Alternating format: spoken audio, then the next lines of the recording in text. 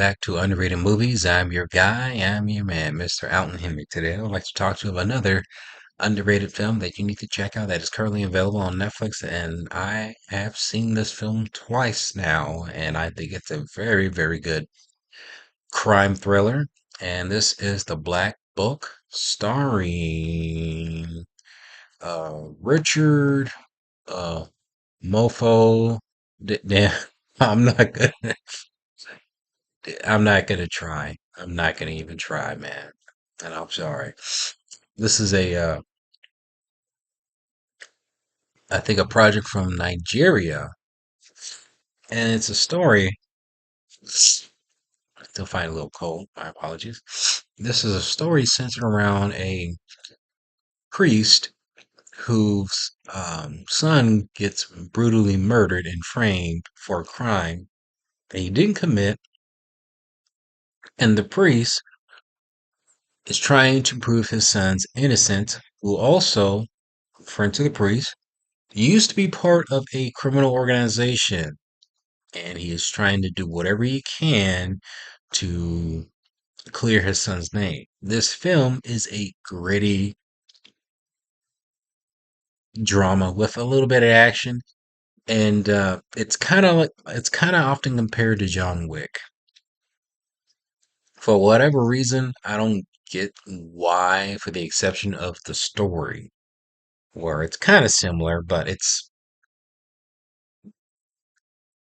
that's probably the only thing similar is just kind of the story, where you have a revenge plot of a guy who originally got out from a crime syndicate. Something happens. He tries to avenge it by getting back into it and taking revenge against pretty much everybody who uh, wronged him. But this one is done more of a grittier, realistic kind of way where it does feel more guerrilla style.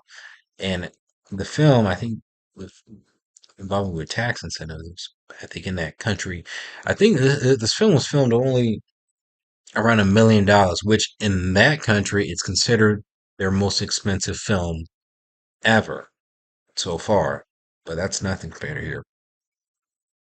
Thank goodness, because now I'm going to pretty much assume there's going to be more film jobs over there. But anyway, uh, the priest played by Richard, I think, gives a very compelling performance as this guy who is committed his life to faith, and you see he is pretty much torn apart of his morals, of trying to stick with the faith, but also wanting to avenge for his son. And you see that struggle literally displayed with on his face, and he carries that throughout the whole film. And you know there's a certain point where, and I love his performance where when he betrays that, when he's battling morality, you can tell right off the bat that this guy you don't want to mess with. And I kind of like that they hint his skills. They don't fully show his full abilities. They kind of like do it like M Night Shyamalan with his Unbreakable trilogy, where they hint of his deadly skills, but they don't necessarily show a lot of it. But they kind of keep it on the ground low and keep it kind of gritty and realistic as possible. Uh, and this guy is quite intimidating. There is another character. Her story does get intertwined. It gets very interesting. Where she plays a sidekick. She's a reporter, and she plays a sidekick helping him out, but also getting the story. However, there's a little twist within this plot where she actually had an encounter with this man before years ago, but she doesn't remember. But she further investigates who this man is, who, this Paul, who he is, what's he all about. Things start to get darker and more suspenseful and more just her situation becomes more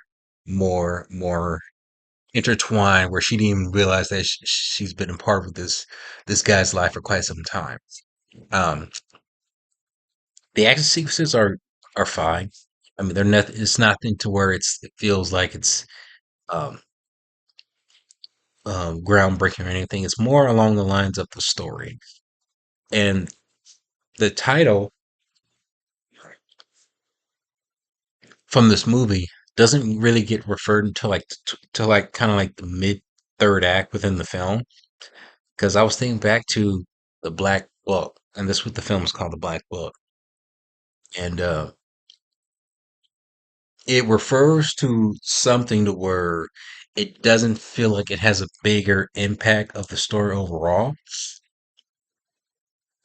And I feel like the title could be a little bit misleading, and I think the film could have been titled something a little bit more different because I don't think the title worked for me, but I still think this movie was great. Uh,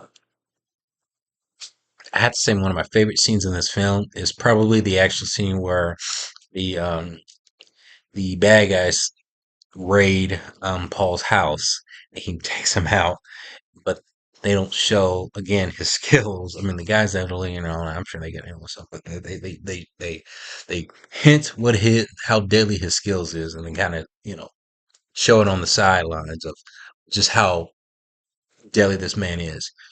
Um, though it does show within the effects that uh, some of the visual effects in the film aren't too good. I'm just throwing it out there because there's some sequences in there that you see where it does feel like it's like student film, um, like quality.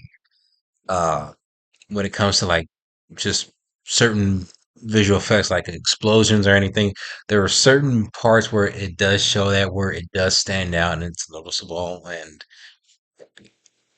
that's probably a little nitpick. But regardless, I think this is a very good thriller on Netflix, especially if you're looking for something that's a little bit different and something that's not from the US, something a little bit more, something different. And I do think this is a very good. It's probably one of my now favorite films from Nigeria, and I highly recommend it. The Black Book. Have you seen it? Comment below. Let me know if you have, and let me know what is your favorite underrated movie.